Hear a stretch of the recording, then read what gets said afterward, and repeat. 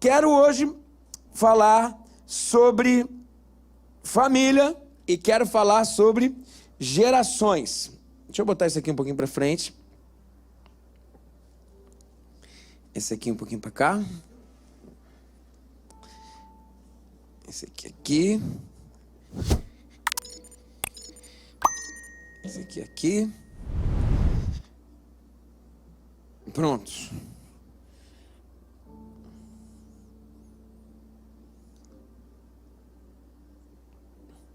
O sermão que eu vou pregar hoje, quem pregou esse sermão foi Bruce Wilkinson.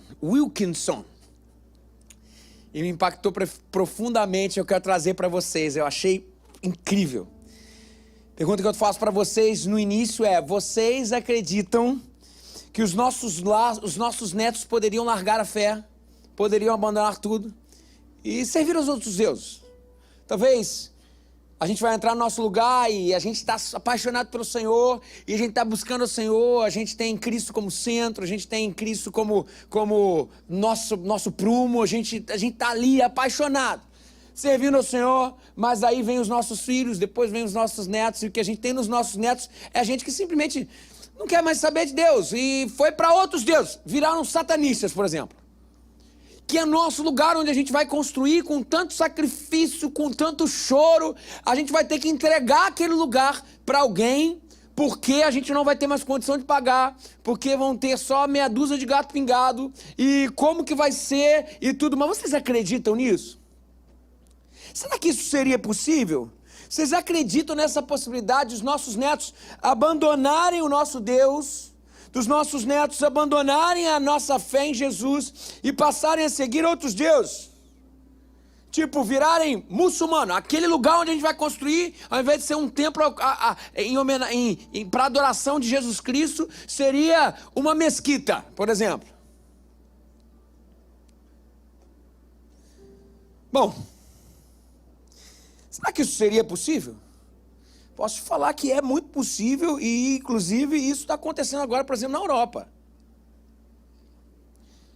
Na Europa, o que a gente vê corriqueiramente acontecer é que a Europa se tornou uma sociedade pós-cristã. Que os templos viraram bares, que os templos viraram boates, viraram restaurantes. Você já pensou na possibilidade do seu neto ou do seu filho adorando um outro ídolo qualquer? Porque não existe esse negócio de ateu. Ateu não existe. Qualquer ser humano pode ser ateu do Cristo, ateus do nosso Deus, mas qualquer ser humano precisa de um compêndio ideológico que faz com que aquilo seja o prumo para a vida. Senão a gente estaria num prumo niilista, de não ter sentido, nada ter sentido. Isso é impossível. Porque o oposto da fé não é o ateísmo. O oposto da fé em Cristo é a idolatria. É exatamente isso, sabe? Vocês acreditam nessa possibilidade dos nossos filhos abandonarem a fé em Cristo e passarem a seguir outros deuses? Já pensou o nosso templo virando um templo satânico? Impossível? Você tem certeza disso? Bom, não foi isso que Israel experimentou. Israel experimentou um momento na história onde isso aconteceu. O texto está lá em Juízes capítulo 2, versículo 7. Juízes 2, 7. E a gente vai ver que gerações passaram e a adoração a Yahvé, a Deus, passou a ser uma adoração a Baalins, ao Deus Baal, a ídolos. Juízes 7 diz a seguinte, olha, a época aqui era a época de Josué. Josué já estava à frente do povo, tinham acabado de acessar a terra prometida, e a gente sabe muito bem da história, vieram cativos do Egito, e Josué estava à frente do povo. E aqui a gente vai ver o período de transição de Josué para as próximas gerações. Eu quero falar sobre gerações hoje. Versículo 7 diz, o povo prestou culto ao Senhor durante toda a vida de Josué. E os líderes que continuaram vivos depois de Josué e que tinham visto todos os grandes feitos que o Senhor realizara em favor de Israel. Durante toda a época de Josué, o povo adorou. Durante os líderes também houve adoração. Versículo 10. Mas depois que toda aquela geração foi reunida aos seus antepassados, surgiu uma nova geração que não conhecia o Senhor e o que ele havia feito por Israel. Então os israelitas fizeram o que o Senhor reprova e prestaram culto aos Baalins. Abandonaram o Senhor, o Deus dos seus antepassados, que os havia tirado do Egito, e seguiram e adoraram vários deuses dos povos ao seu redor, provocando a ira do Senhor. Vamos parar aqui. Israel, ele deixou o Egito sob o comando de Moisés, homem de Deus, que se encontrava com Deus, que tinha experiência com Deus. Do Egito foi para o deserto, porque entre o Egito e a terra prometida tinha um deserto. E eles penaram no deserto. Eles desobedeceram no deserto. Chegaram na porta de Canaã. Era só entrar, mas voltaram e rodaram no deserto. Até que depois de 40 anos, que é um período de tempo específico, de acordo com os estudiosos, até que depois de uma geração, 40 anos, 40 dias no deserto, isso é um certo período de tempo em que o ciclo se abre e o ciclo se fecha. Até que depois de 40 anos eles falaram, chegamos na terra. Só que quando chegaram na terra, Josué assumiu o poder. Josué já estava à frente no comando de Israel e assim eles tomaram a terra prometida. Bom, diz o texto que a gente acabou de ler que no tempo de Josué, eles serviram ao Senhor. Josué teve encontro com Deus, Josué teve experiência com Deus, e aquilo fez com que uma geração inteira fosse modificada. Diz o texto, ainda no versículo 7, que uma geração posterior olhou Josué, olhou uma geração que buscava Deus, mas de alguma forma, eles foram reflexo, não foram fonte. Mas esse povo ainda andou com Deus. Mas algo aconteceu. E no versículo 10, diz que os netos de Josué apostataram totalmente de Deus. E começaram a adorar os Baalins. Foram servos de ídolos. 3 gerações. E o que começa a acontecer é que a terceira geração caiu num vazio do Deus de Israel e serviu outros deuses. Israel abandonou o Deus Todo-Poderoso e no livro de Juízes, que acabamos de ler, diz que Josué conhecia a Deus e os feitos de Deus. Josué experimentou Deus, foi testemunha ocular de Deus. Josué viu as pragas. Josué viu o maná caindo do céu. Viu as codornizes para alimentar o povo no deserto. Josué viu a coluna de fogo durante o dia. Josué viu a coluna, ao contrário, né? A coluna de fogo durante a noite. Josué viu a coluna de nuvem durante o dia. Josué experimentou Deus. E é uma coisa muito interessante, porque Josué, ele foi esse testemunha ocular, mas Josué não ficou só no papel de testemunha ocular, não. Porque Josué olhava para Moisés, e quando ele olhava para Moisés, ele via em Moisés um homem em que se relacionava com Deus de fato. Ia para a tenda da congregação, chegava na tenda, ele buscava Deus, diz o texto que Josué ficava do lado de fora, não podia entrar. Moisés buscava Deus e quando Moisés saía de lá, Josué ficava na porta da tenda pedindo, Deus, fala comigo, porque eu não quero ter experiência contigo de forma terceirizada. Essa é a cadeira. Eu me lembro quando meu pai e minha mãe juntavam eu e meu irmão pra gente fazer culto doméstico. Meu pai pegava o violão dele, eu e meu irmão pequenininho, e a gente começava a adorar. Eram cultos curtos.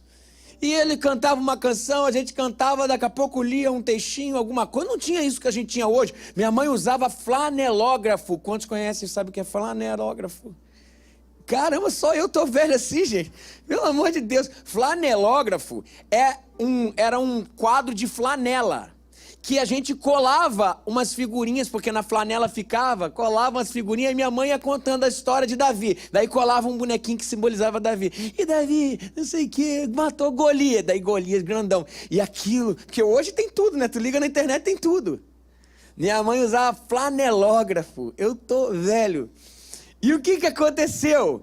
Mas o mais legal do culto não era o culto. Era quando acabava ali, que eu, meu pai, minha mãe e meu irmão, a gente começava a conversar e eles começavam a contar das experiências deles com Deus. Aí eles falaram pra gente, meus pais sempre foram muito missionários, e eles fizeram algumas viagens grandes missionárias. Uma foi pro norte do país, lá pra região amazônica, e não tinha como, era tudo, não tinha estrada, não tinha nada, eles iam cortando assim para entrar nas matas e pregar nas tribos de índios, iam pregando nos povoados, e eles iam com uma Kombi. Eles foram com uma Kombi, passaram mais de um mês lá, rodando no norte do país, e eles passaram perrengue, tipo, não tinham o que comer. Daí eles contavam: meu filho, uma vez a gente estava sem comer um tempão, e a próxima povoado estava longe, a gente não sabia como fazer, e a gente pedindo, e a gente estava na Kombi dirigindo. Daqui a pouco veio um cervo e se meteu na frente da nossa Kombi. E quando se meteu na frente, ele praticamente se matou. Se matou, e a gente morrendo de fome. Paramos um caiçara e falou assim: isso aqui é uma carne extremamente rara, a gente não acha isso aqui em nenhum lugar. Daí eles perguntaram: se a gente der a pele pra você, você faz essa carne pra gente? Faço. Eles tiveram comida até chegar no próximo povoado. Eu olhava aquilo e falava: uau, Deus provê. Eu não sei se era cervo ou um bichinho daquele.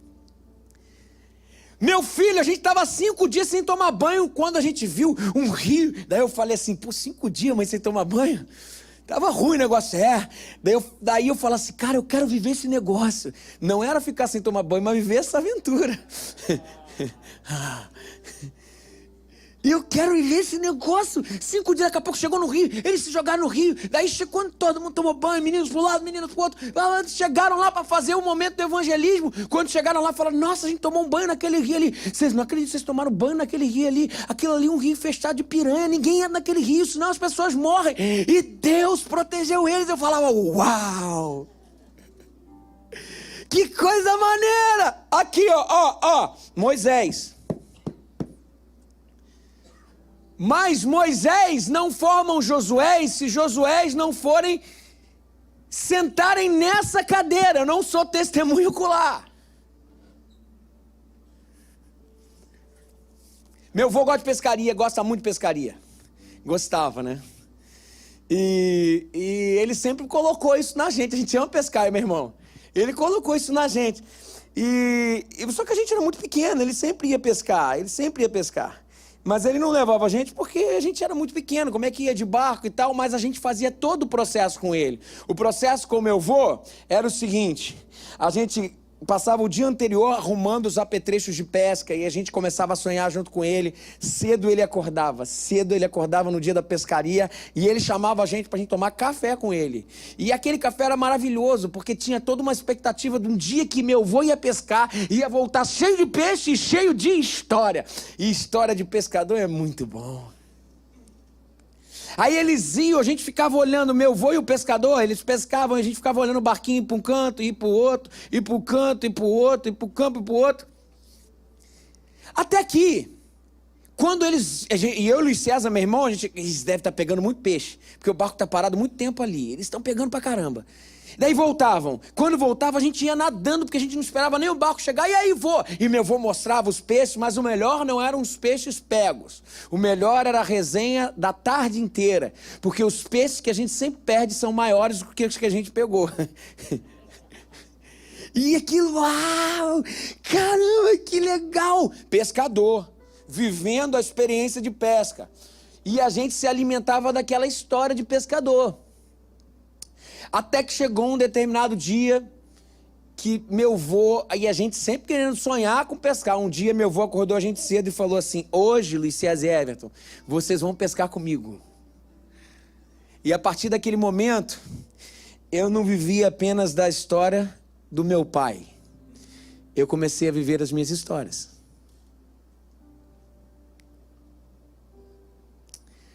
Josué sabia que Deus não tinha netos, só tinha filhos. Então, quando ele olhava para Moisés, ele sabia que o Deus de Moisés só seria o Deus dele se ele fosse para o lugar de ter intimidade e um compromisso com Deus. Josué não ficou no papel de testemunho colar apenas. Ele um dia disse: eu não apenas quero viver nas histórias de que Moisés teve, mas eu quero falar com Deus face a face. Eu quero falar com Deus face a face. E disse o texto que Moisés se recolhia na tenda do encontro. Mas Josué ficava do lado de fora. E quando Moisés saía de lá, Josué ficava buscando a Deus ali, falando assim: eu quero ser filho, eu não quero ser neto. Eu quero ser filho, eu não quero ser neto. Eu quero ter o meu lugar de encontro. Eu quero ter a minha experiência. Josué, cadeira 1. Josué. Mas diz o texto que no versículo 10, diz que 7, no versículo 7 do texto de Juízes, diz que a geração que olhou Josué até andou. Mas, sabe, viveu de espiritualidade residual. Até sabia, o meu pai Josué, conheço, homem de Deus, servo de Deus. Mas e eu? Não, eu conheço. Eu conheço o que meu pai Josué conheceu, mas e eu? Em qual lugar eu estou? Eu estou nesse resíduo. É mais ou menos isso. Não sei se você sabe. Se a gente olha para o céu, a gente vê um céu estelado. Só que o tempo daquela luz chegar no teu olho, que a gente chama de... como é que é? Anos-luz. De repente, aquela luz que está brilhando lá, daquela estrela que está lá, a estrela nem existe mais. Só que ainda não chegou para você aqui, porque a velocidade da luz ainda está trabalhando e viajando para você. Tem muita gente que é um céu estrelado de estrelas que não existem. Só existe a luz. Só existe o que ficou. Tem muita gente que vive de história dos pais. Tem muita gente que vive da tradição. Então, esse cara aqui não ora. O que esse cara faz, ele pede para orar. Todo mundo tem na família uma tia do coque, não tem? Na família uma tia do coque que gosta de orar? E aí quando a coisa dá ruim, a gente vai nela e fala: tia, ora para mim. Tia, você ora. Ou uma avó, na minha família tem um monte. Minha avó Gracinda era uma. Quando a coisa apertava lá em casa, todo mundo ia para onde? Para a avó Gracinda. Mas se prepara, era 2 horas de oração. Vou orar comigo. Aí senta para orar.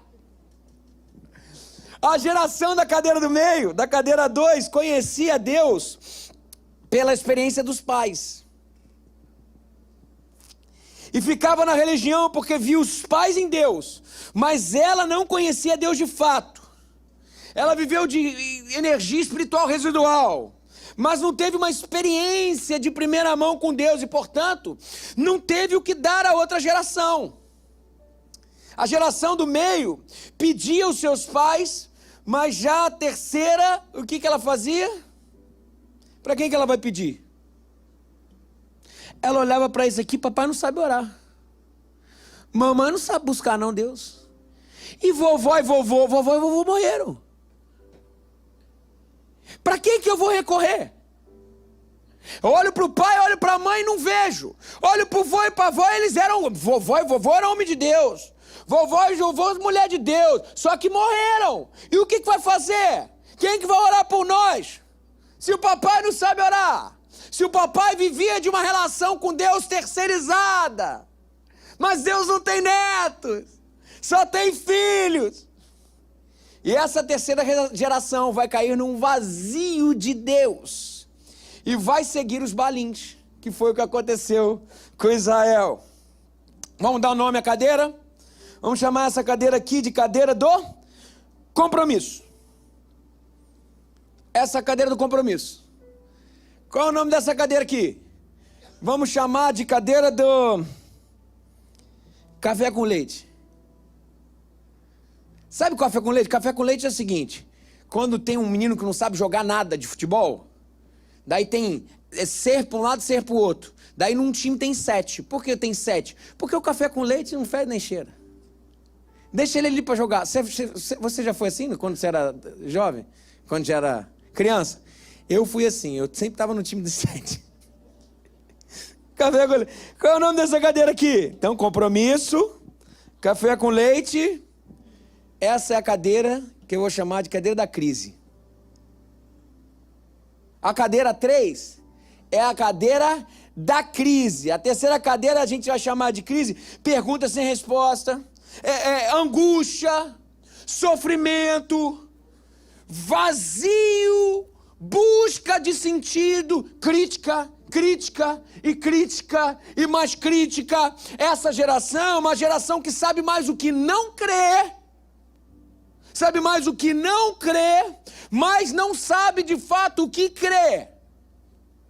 Porque ela olha para essa geração aqui e fala: isso aqui que papai é, isso aqui que mamãe é, eu não quero para minha vida de jeito nenhum. Sabe mais o que não crê do que sabe o que crê. Essa geração, ela rejeita o que recebeu dos seus pais, mas não sabe o que põe no lugar. Essa geração está sempre em crise, está em busca de alguma coisa, está sempre fazendo perguntas. Bom, cadeira 1, em relação a Deus. Cadeira 1, cadeira do compromisso. Cadeira 1, primeiro Deus, depois eu. Primeiro Deus, depois eu. Mas Deus está me pedindo algo difícil, não importa, Ele é Deus, então eu obedeço. Ah, mas o mundo está mudando e todo mundo está falando para fazer o contrário. E o que Deus está falando? Está falando para fazer isso, então eu não discuto, eu obedeço porque sou servo, o escravo não tem vontade. Essa cadeira é assim: primeiro Deus, depois eu. Aí depois eu, depois Deus. Aí depois Deus, depois eu. Dependendo do que for. Mas se for naquela situação... Não, eu. Depois Deus. Depois eu. Depois eu. Depois eu. Cadeira 3. Primeiro eu, depois eu, depois eu, depois eu... E que Deus, coisa nenhuma. Você tá maluco? Eu sou um rebelde. Eu faço crise de verdade, é isso mesmo. Quer ver algum exemplo? Vamos fazer alguns exemplos. Abraão sentou em qual cadeira? Cadeira do compromisso. Sim, Abraão teve experiência de primeira mão com Deus. Não terceirizou. O que Abraão fez? Abraão recebeu um filho de Deus. Sua esposa não podia ter filho. Quando Abraão recebeu um filho de Deus, logo depois, um pouco depois, Deus fala: eu quero seu filho como sacrifício. E o que Abraão faz? Ele não titubeia, ele não pergunta o porquê, ele não relativiza, ele fala: eu vou oferecer o meu filho. O que ele faz? Quando Deus pede Isaac, o que ele faz?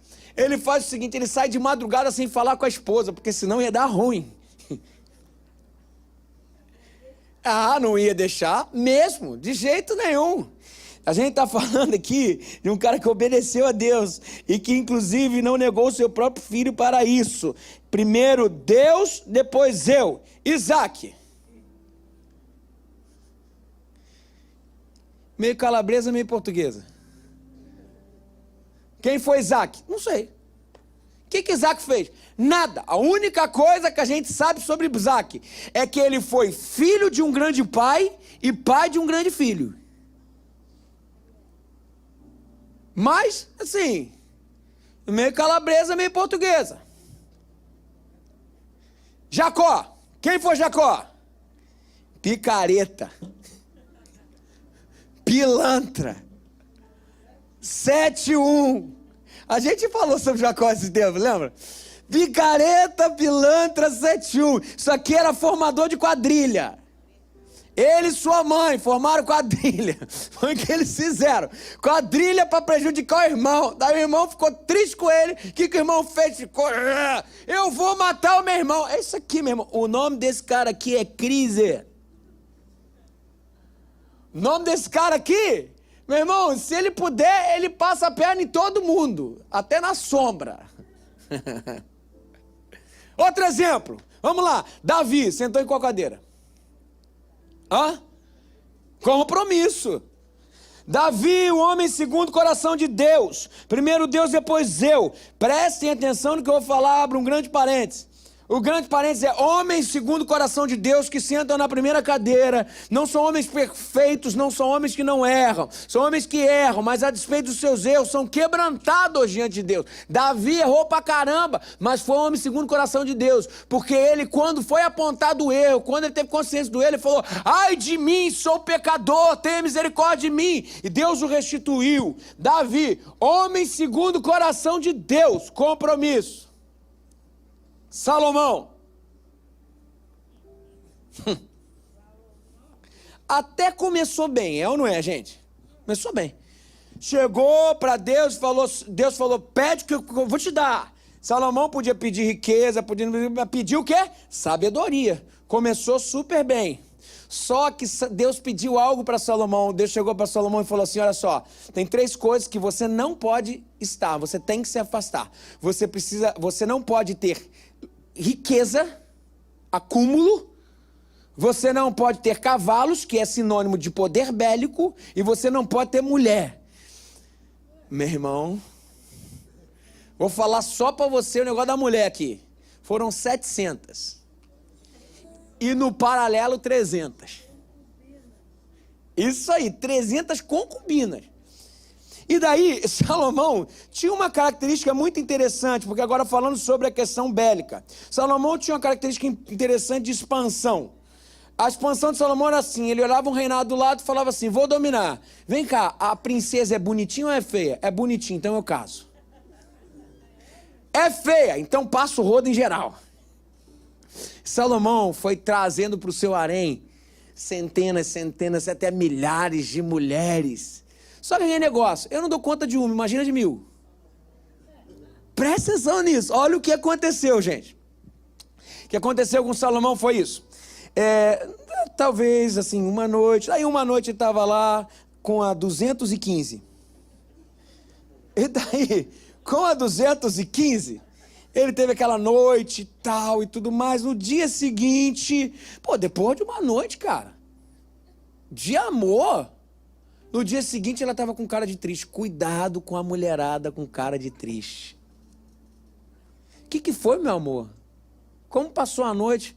Eu estou muito triste. Mas por quê? Porque o meu pai, na minha cidade, no meu reino lá, não tem um templo de adoração direito para o nosso Deus. Salomão, já amansado pela noite, assinou o checão e falou: vai lá e faz o templo. Só que o que adianta você ter benefício se você não espalhar? Chegou a menina no harém e falou assim: tá vendo o checão aqui, ó? Pá, sabe quem me deu? Salomão. Aí Salomão chama 315. Chega lá e fala assim: amor, a 215 ganhou, eu não ganhei nada. Então tá bom, checão. Aí, tá com o bolso aberto, vamos lá, não sei o quê. E dá-lhe tempo sendo montado. E dá-lhe ídolo acontecendo. Até que a 417, chegou para Salomão e falou assim, porque sabe que Salomão deve ter feito assim: você é a única, meu amor.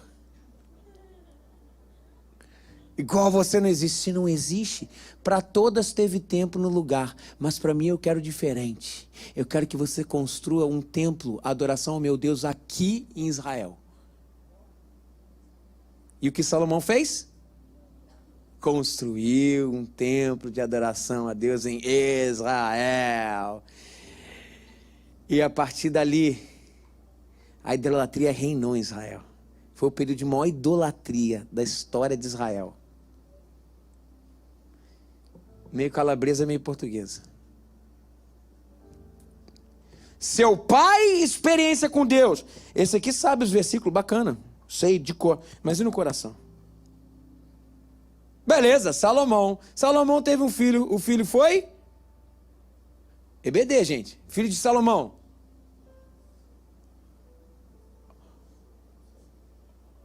Roboão.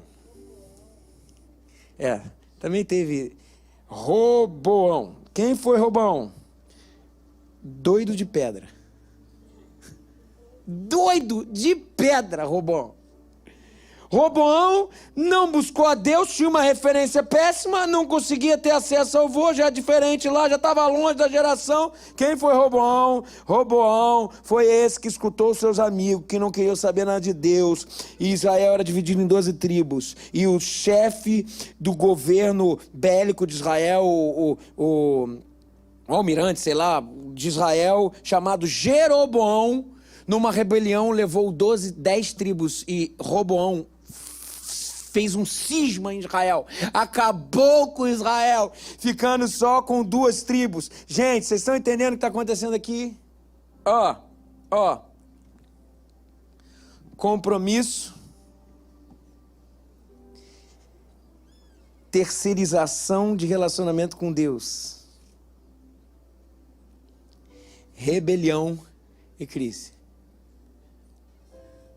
Como que funciona isso? Pensando nas cadeiras, da onde vem a força de cada um deles? Primeiro, número 1, a força vem do Espírito. Quem senta na cadeira número 1, tem a força vindo do Espírito. É o que Gálatas capítulo 5, versículo 16 diz. Por isso digo, vivam pelo Espírito, e de modo nenhum satisfarão os desejos da carne. O Espírito de Deus conduz, e é assim que acontece. E na cadeira número 2, quando a gente fala sobre força de vida, o que acontece? Primeiro eu, depois o Espírito. Primeiro eu, depois o Espírito. Depois o Espírito, depois eu. Depois o Espírito, depois eu. E depois eu. Condução e força de vida. Deus? Do meu Pai? Isso eu não quero de jeito nenhum. Sou eu que mando na minha vida. Porque isso tudo é hipocrisia. Isso tudo não existe. Deixa eu falar um negócio para você, gente. Em alguma dessas cadeiras nós estamos. Em qual cadeira você está? Qual é a sua cadeira? Aonde você está sentado? Seja honesto com você. Seja honesto. Em relação à Bíblia. Como é que funciona? Bíblia é a palavra de Deus. Entre a minha vontade e a Bíblia, eu fico com a Bíblia. Lógico, lido sobre a interpretação certa, sobre a ótica certa. A Bíblia, eu não negocio os princípios bíblicos. Esse aqui. A Bíblia é um bom livro. A Bíblia tem histórias até que são histórias de Deus. Mas é um bom livro. É legal. Sabe os versículos na boca. Fala, sabe por quê? Porque o pai levou para a IBF. Então fala bem. Fala os versículos, cita de cor salteado, sabe pregar, sabe cantar, mas no coração não vive nada. Dentro, mudança e transformação nenhuma.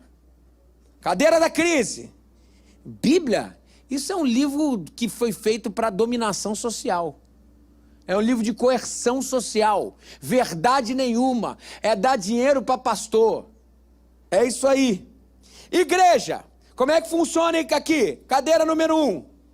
Comunidade dos santos. Lugar onde Jesus diz que as portas do inferno não prevaleceriam contra ela.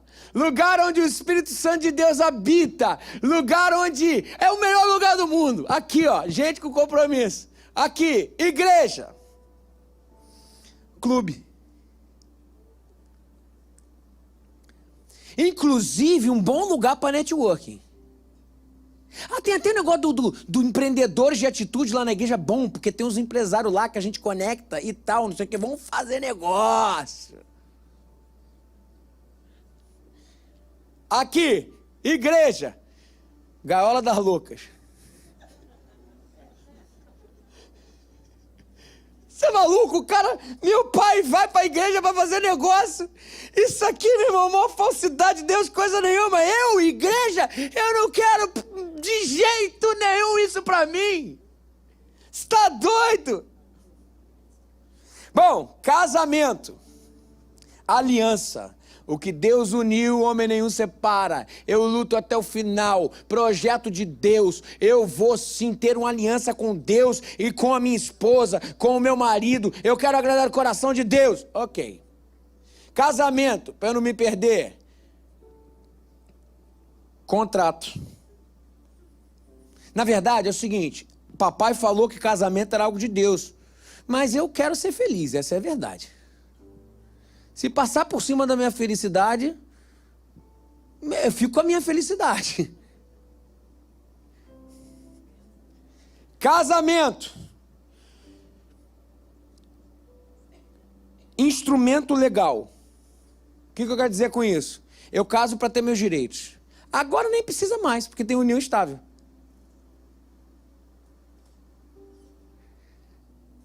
Contrato onde a felicidade é mais importante. Princípio inegociável, ali, para quê? Eu só quero meus direitos e ponto final. Como pais, como é que funciona? Vamos lá. Que os meus filhos sejam servos de Deus. Como pais, eu crio filho no mundo e o maior legado que eu posso deixar para eles é experimentarem o Senhor. Não é um emprego que eles vão ter, não é, isso tudo faz parte. Eu vou investir na educação, mas eles precisam se encontrar com Deus. É isso. Como pais, deixa eu botar ver o que eu botei aqui. Eu quero que meus filhos sejam boas pessoas. Se o meu filho não me vier pedir dinheiro já sendo adulto, e a polícia não bater aqui para me pegar, tá tudo certo. Como pais, sabe o que eu quero para meus filhos? Eu quero filhos bem-sucedidos, estudar na melhor escola, ter o melhor iPhone e ter uma conta. Eu não entendo isso, criança pequena com conta no Instagram com bombando de milhões de pessoas. Sabe por quê? Porque o que importa aqui é estética. O que importa aqui é status. O que é meu filho? Meu filho canta muito bem. Quem que é meu filho? Meu filho tem 50 mil seguidores no Instagram. Gente, olha só. Agora percebam algo importante. Percebam algo importante. Pais que sentam na primeira cadeira, não depende só dos pais, tá? Mas via de regra, pais que sentam na primeira cadeira formam filhos de primeira cadeira. Via de regra, porque está na escolha do filho também. Não mete esse papo do eu e minha casa servirão ao Senhor, isso aí é um anacronismo do caramba. Isso foi Josué que falou especificamente quando o povo entrou lá. Não é isso, senão o livre-arbítrio seria jogado fora. Aqui, via de regra, pais de primeira cadeira formam filhos de primeira cadeira. Pais de segunda cadeira, vias de regra, formam filhos de terceira cadeira. Gente, presta atenção nisso aqui. Pais de segunda cadeira formam filhos de terceira cadeira. Sabe por quê? Mas por que pais de segunda cadeira formam filhos de terceira cadeira? Porque os filhos veem os pais. Os filhos de terceira cadeira veem os pais. E o que eles veem é hipocrisia. O que eles veem é religiosidade. O que eles veem é falta de relacionamento com Deus. E o que isso gera para os filhos? Isso gera asco pela igreja, asco pelo evangelho, ojeriza ao relacionamento com Deus. É isso, exatamente isso. Agora me diz, onde que os fundamentalistas estão? Primeira cadeira, segunda cadeira ou terceira cadeira? Segunda cadeira. Porque ficam com os princípios, mas o coração tá, morto. Jesus só bateu nesses caras aqui, gente. Jesus só bateu nesses caras aqui. Aqui estão, na segunda cadeira. A segunda cadeira é marcada por gente que se relaciona com a religião, não com Deus. É a pior cadeira para estar. E inclusive é a cadeira que a consciência fica atormentando para sempre. Porque você fica em um descompasso entre o que os seus pais viveram e entre o que você é. Aqui, já de uma certa forma, houve assim, estou fora. Por isso que filhos de terceira cadeira, gente, os filhos de terceira cadeira são aqueles que têm pais que se disseram crentes, mas quem era mesmo era a avó. São os piores, os maiores rebeldes contra o evangelho. Mas não é contra o evangelho que eles são rebeldes, não. Eles são rebeldes contra você e o evangelho que você viveu.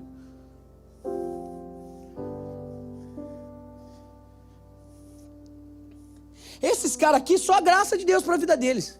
E arrependimento e perdão de você, pai. De você, de você. É isso, exatamente. A segunda cadeira, ela é marcada por gente que se relaciona com a religião, não com Deus. Se relaciona com dogma, não com o pai amoroso. Não experimenta Deus. Vive dos seus pais, do que os seus pais experimentam. Então o que as pessoas que sentam na segunda cadeira têm é a lei, o dogma, mas o coração gelado, o coração vazio. Relacionamento com Deus é algo que não existe. Existe acusação, existe peso, existe um descompasso entre o que elas falam e a prática que é distante do evangelho. E quando os filhos veem um descompasso entre os que os pais falam e a vida dos pais, sabe o que eles falam? Evangelho? O filho de terceira cadeira fala isso, evangelho? Isso é coisa de maluco.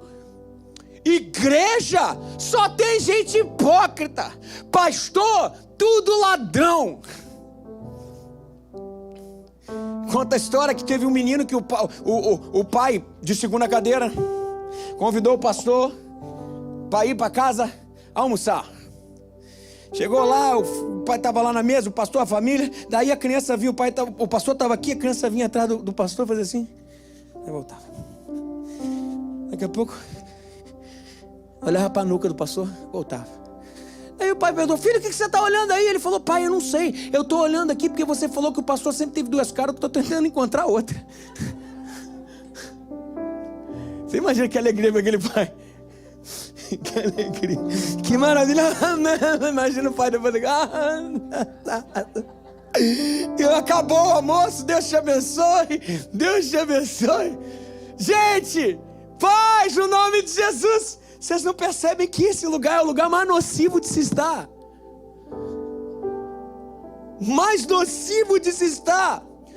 Os filhos do pai de segunda cadeira fatalmente vão migrar para a cadeira 3. Não ficam na segunda cadeira. Eles vão para a cadeira 3. É só uma intervenção divina. E perdão da sua parte, pai. Pedir perdão da sua parte para a coisa mudar. Só tem uma forma de formarmos filhos de primeira cadeira.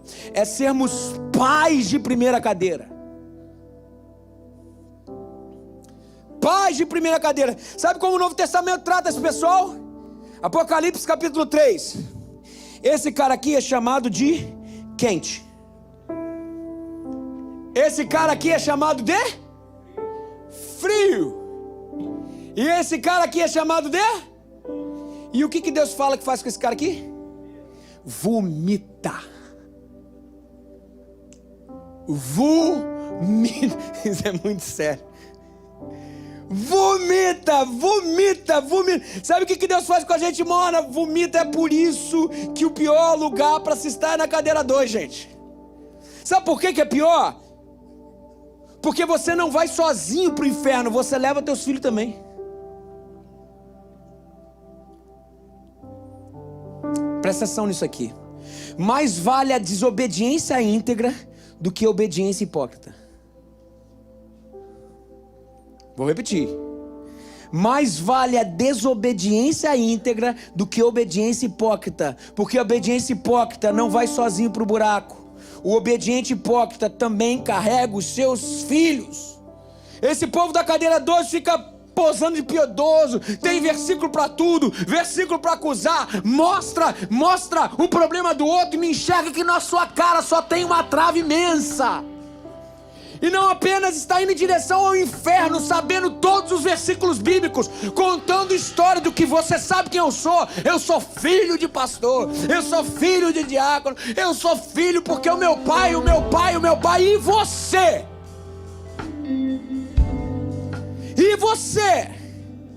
Esse povo faz mal porque vive um evangelho falso e pior, municia os seus filhos contra Deus. Esse povo cria filhos para serem rebeldes, filhos para serem contra o evangelho, porque o obediente hipócrita não vai sozinho para o buraco, ele também carrega os seus filhos. Esse povo que senta na cadeira 2 vive dando razão para quem está no vazio de Deus, continuar no vazio de Deus, Ei! Não faça mal para a sua família, não faça mal para si, no nome de Jesus. Se teu pai teve uma experiência com Deus, se você teve uma referência com o Senhor te chama hoje dizendo: eu não tenho netos, eu só tenho filhos, para de levar você e a sua descendência para um lugar de perdição. No nome de Jesus, saia desse lugar de gerar morte para si e para os seus filhos. Se arrependa, não brinque com fogo.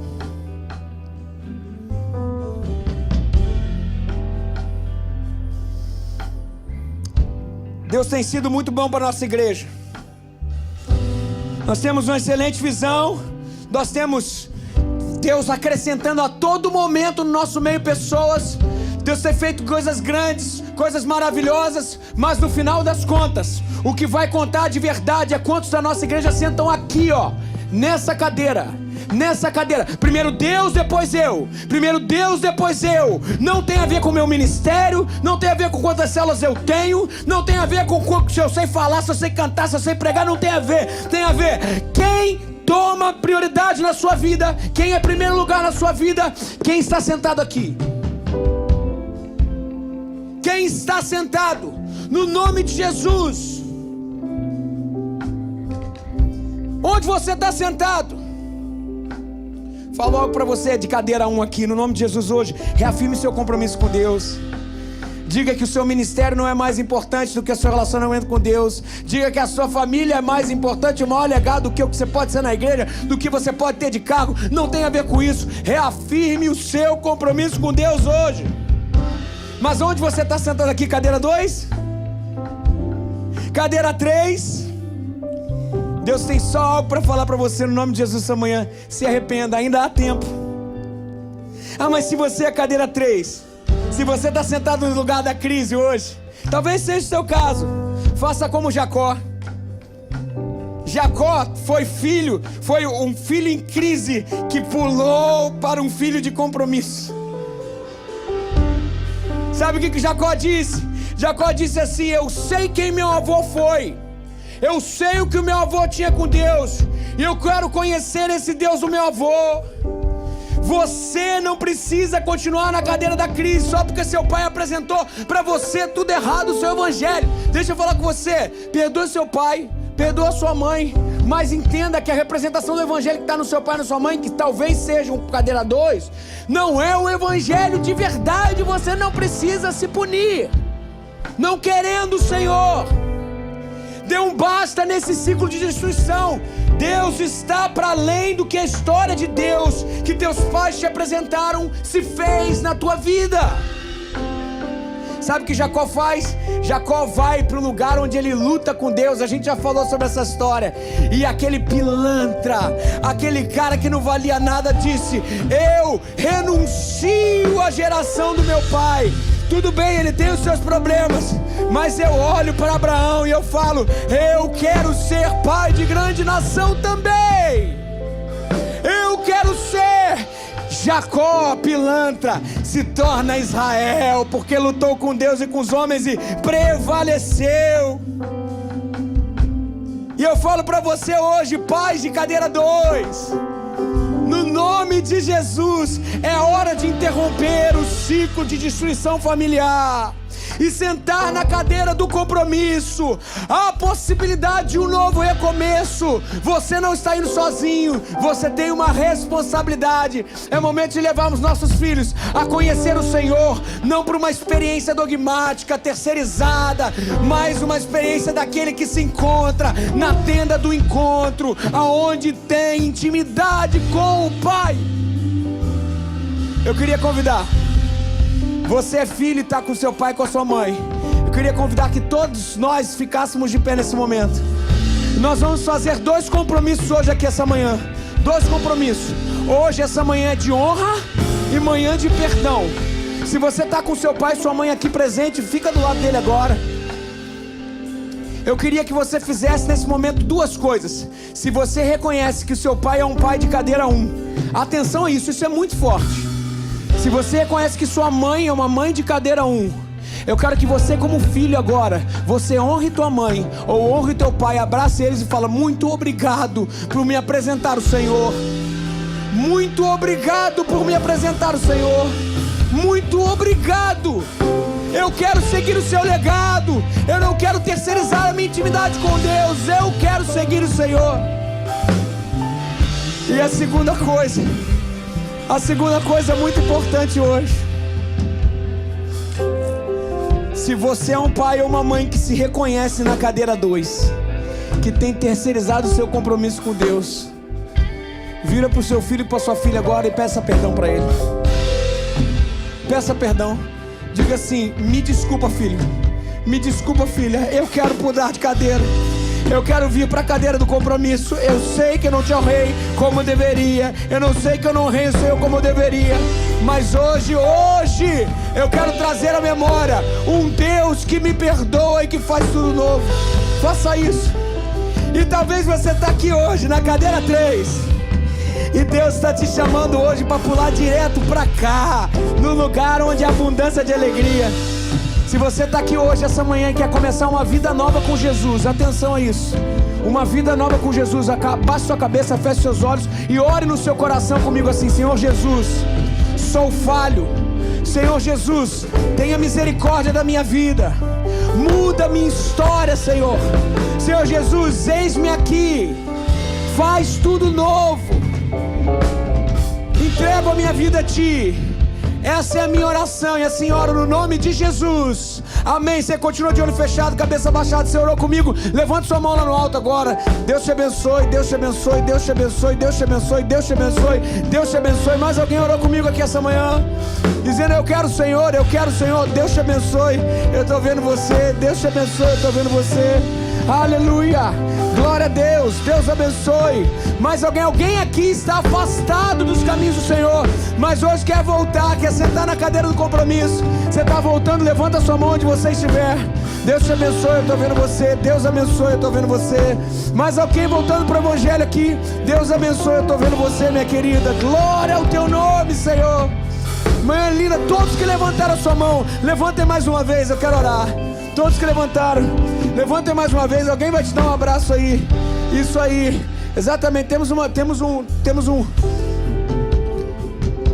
Isso, tá chegando lá. Isso. Se você não tem alguém do seu lado, ó, temos uma criança lá atrás também. Isso. Temos aqui, ó. Você tá chegando, né, Carlos? Tem um rapaz que tá indo aí. Eu vou pedir para que todos que estão aqui representados, todos que estão aqui, levante sua mão nesse momento em direção a alguma dessas pessoas. Nós vamos orar. Senhor Jesus, esse povo é seu. Senhor Jesus, nós dedicamos essa igreja, esse povo que está dizendo sim para o Senhor hoje, nas tuas mãos. E nós pedimos, Senhor, que eles cresçam no teu evangelho, que eles cresçam em te conhecer. Também venho te pedir, Senhor, pelas famílias da nossa igreja. Nós não queremos, Senhor, ser reflexo do que os nossos pais foram. Nós sentamos hoje na cadeira do compromisso. Nós dizemos que é contigo que nós queremos ter intimidade. Senhor, tem misericórdia misericórdia de nós como pais, que muitas vezes não priorizamos o que tem que ser priorizado, não priorizamos o Senhor. Nós te amamos, Senhor, nós te agradecemos, e que o Senhor nos abençoe e nos guarde, faça resplandecer o seu rosto sobre nós e tenha misericórdia de nós. Que o Senhor sobre nós levante o seu rosto e nos dê a paz, no nome de Jesus, amém. Boa semana, gente, vamos cantar, vamos cantar. Feliz Dia das Mães, gente, Deus abençoe.